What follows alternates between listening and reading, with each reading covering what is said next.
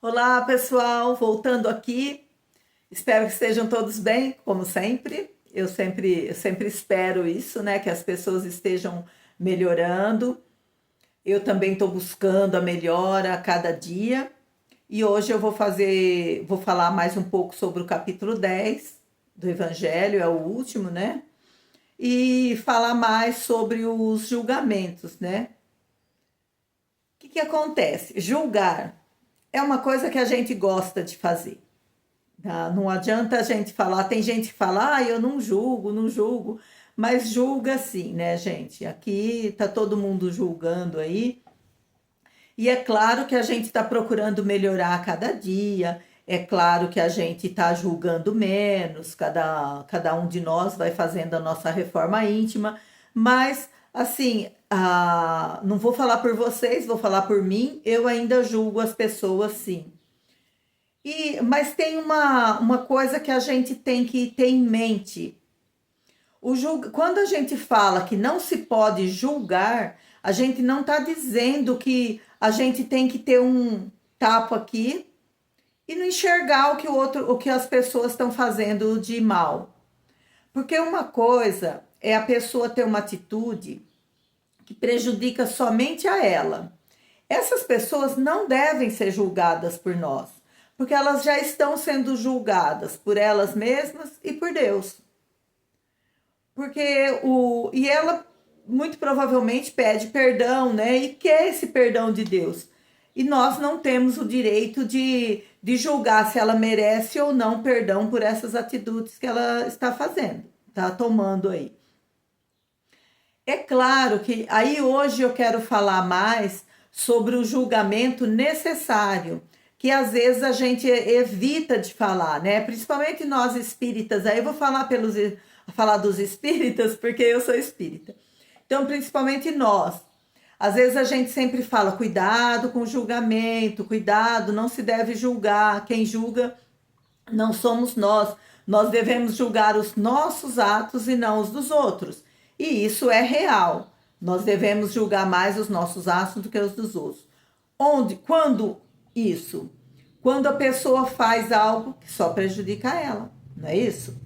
Agora, quando a pessoa está fazendo algo que prejudica o coletivo, nós temos os julgadores terrenos, que eu já falei para vocês sobre os juízes, promotores, jurados, enfim, todas essas pessoas são responsáveis por julgar.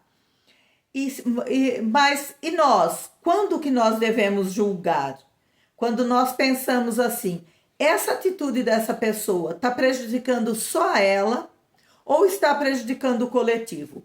Esse é o primeiro julgamento que nós temos que fazer.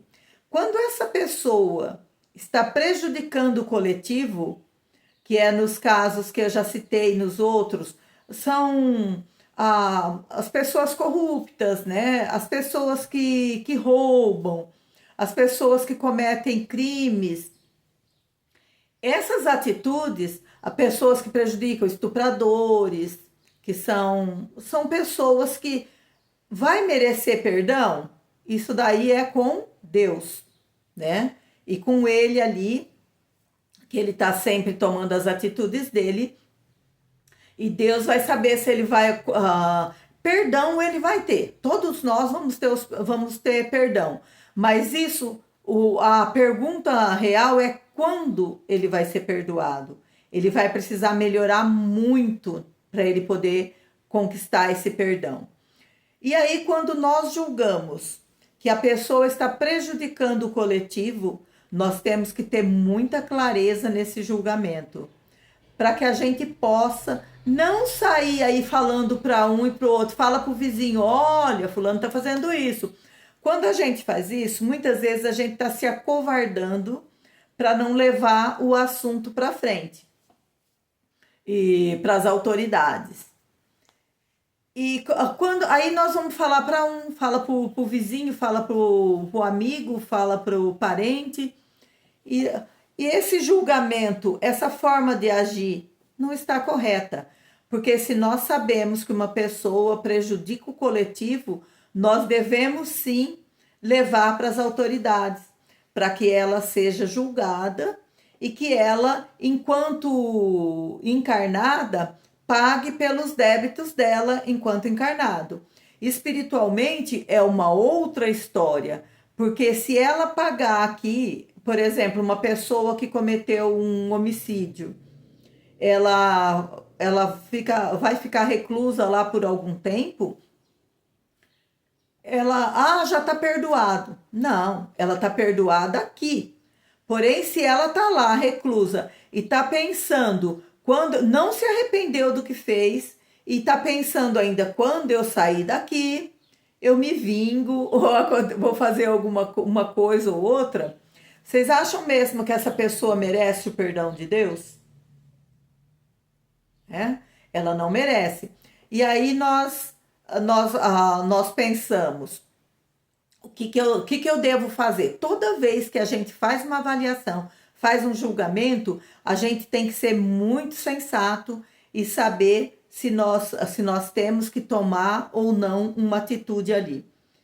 Às vezes nós não tomamos atitude nenhuma. Isso é muito comum hoje. A gente saber de atitudes das pessoas e a gente não tomar atitude nenhuma.